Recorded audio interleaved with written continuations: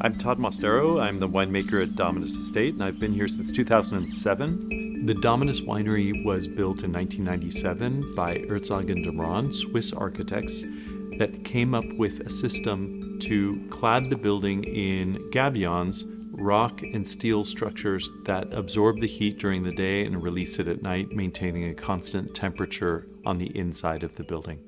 We're in the heart of the first vineyard planted in Napa in 1838 by Torgian.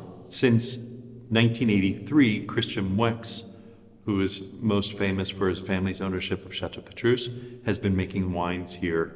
And this is a Cabernet Sauvignon blend with Cabernet Franc and Petit Verdot. So our viticultural practices have always been founded on adaptive viticulture, meaning that we're extremely sensitive to what's happening with changes in the climate, for example, and we're adapting our practices to that.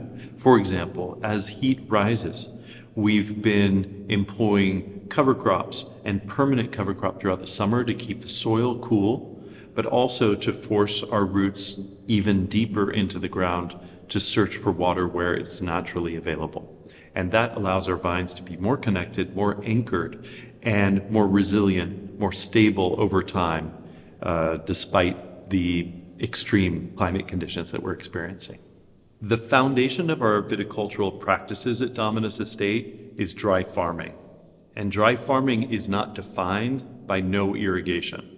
It's a way of establishing the deep connection between our vines and the place, because vines that have restricted irrigation or no irrigation at all force the vines to look for water where it's naturally present.